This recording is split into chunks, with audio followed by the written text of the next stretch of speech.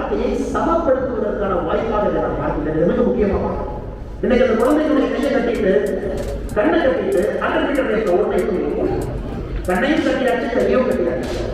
இன்னைக்கு தனியார் பள்ளியில் படிக்கக்கூடிய குழந்தைகளுக்கு NEET coaching, multiple coaching, civil service 5 லட்சம் ரூபாய். இன்னைக்கு நீங்க டெல்லியில போய் முழுவதுமான ஒரு சிவில் சர்வீஸ் கோச்சிங், நான் மெயின் எக்ஸாம் ப்ரிப்பேர் பண்ணுவேன், நான் வந்து ஒரு பிரிலிமினரிக்காக நான் ஒரு ஆப்ஷனல் டெஸ்ட் ப்ரிப்பேர் பண்ணுவேன், நல்ல இன்ஸ்டியூட் போகணும் அப்படின்னா 5 லட்சம் ரூபாய் செலவாகும். அப்ப எப்படி கிராமப்புறத்தில் படிக்கக்கூடிய ஒரு குழந்தை எப்படி அந்த குழந்தை முதல் வாய்ப்புல அவர்களோட போட்டியிட்டு எப்படி சிவில் சர்வீஸ் எக்ஸாம்ல பக்கத்திலேயே சார்ந்து அதையெல்லாம் நம்ம யோசிக்கிறோம். அரசியல் இருக்கிறவங்க, ஆட்சியில் இருக்கிறவங்க, அதிகாரத்தில் இருக்கிறவங்க, நம்மை போன்ற சமுதாயத்தை மாற்றக்கூடிய பொறுப்பு இருக்கிறவங்க நாம் யோசிக்கணும். நாம் எதை செய்தாலும் கூட, நாம் எதை எதிர்த்து ஈடுபட்டு போட்டாலும் கூட கல்வியும் மருத்துவமும் இதனால் சமமாக அவர்களுக்கான வாய்ப்பை ஏற்படுத்துகின்றோமா என்று நாம் யோசிக்க ஆரம்பித்தோம். நிச்சயமா நல்ல சமுதாயத்தை நம்மால் உருவாக்க முடியும். அதையும் இந்த குழந்தைகள் இருக்கக்கூடிய குழந்தைகள் அவருடைய தாய்மான அவர்களுக்காக வந்திருக்கிறார்களோ இந்த ஊக்கத்தொகை இங்க இருக்கக்கூடிய குழந்தைகளுக்காக படிக்க வைத்து அவங்க வாழ்க்கையில் என்ன ஆக வேண்டுமோ அதை நோக்கி போகும். அதே நேரத்தில் நாம் ஜனநாயகத்தை பொறுத்தவரை இன்னொரு விஷயத்தை கொண்டு வரணும். என்னை உணர்ந்து கொள்வதற்கு மக்கள் ஜனநாயகத்திற்கு நம்பிக்கை இழக்காக யோசிப்பாங்க. இன்னைக்கு எல்லா ஊர்லையும் பாலிட்டிக்ஸ் எக்ஸ்ட்ரீமா நோக்கி போகும். புதிய கட்சிகளுக்கு வாய்ப்பு திருமணங்கள், புதுசாக கட்சி ஏழு ஒரு கட்சி 20% ஓட்டு போடுறாங்க. எனக்கு இத்தனை காலமாக 2 கட்சிகள் இருந்த யுனைடெட் கிங்டம்ல 3வது டிக்கெட் கடையில் வந்திருக்காங்க. அவரும் 10% வாங்க. புதிதாக மக்கள் 50 ஆண்டுகள் 60 ஆண்டுகள் ஜனநாயகத்தை விடுதுங்க. இருந்தும் நான் ஏழையா தான் இருக்கேன், இருந்தும் நான் தலைமுறை ஏழையா தான் இருக்கேன். நானும் ஒரு எலெக்ஷன்ல ஓட்டு போடுறேன், தாத்தா ஓட்டு போட்டாங்க, பாட்டி ஓட்டு போட்டாங்க, அப்பா ஓட்டு போடுறாங்க, நானும் ஓட்டு போடுறேன். ஆனா என்ன தோல்வி இருக்கேன். இது எல்லாம் நீங்க ஆரம்பிச்சிருக்காங்க. அதனால அரசியல் இருக்கக்கூடியவங்க, பொது வாழ்க்கை இருக்கக்கூடியவங்க இது ஒரு எச்சரிக்கை மனிதனாக காரணம்.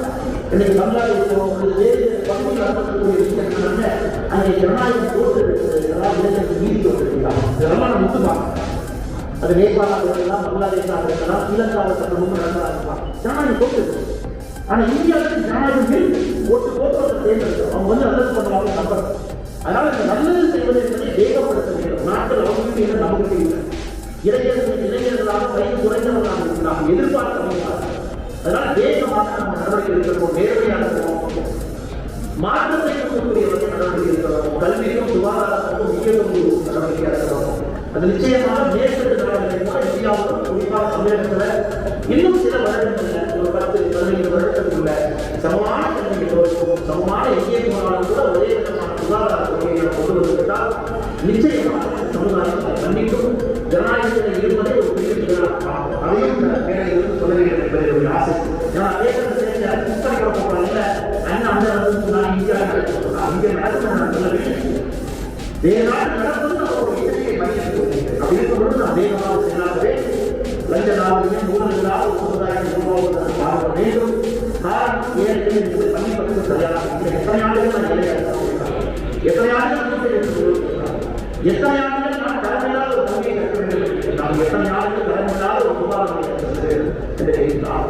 அதனால் நாம் எல்லோரும் மாற்றத்துக்கு இருக்கோம். ஏன்னா நீ ஓட்டக்கூடிய ஓட்டு முக்கியமாக நாம் பேசுவது ஆனால் வாக்குச்சாவடிக்கு சென்று ஒரு ஓட்டை செலுத்தும் பொழுது யோசித்து மாற்றத்தை யார் கொடுப்பாங்க, யாரால் மாற்றம் எடுத்து என்பதை யோசித்து வாக்குறது அது நம்ம அதே போல தொழில் இருக்கிறவங்க, பணம் இருப்பவங்க, அந்த பணி இருக்கக்கூடிய பேங்க் பணியை மத்திப்பட்ட துறைக்கிறவங்க அதை சரியான முறையில் குறித்து இன்னைக்கு நம்ம கையில் இருக்கு. நான் இன்னொரு இருக்கும். நாம் எதனால் நினைச்சாலும் தடுக்க முடியாது.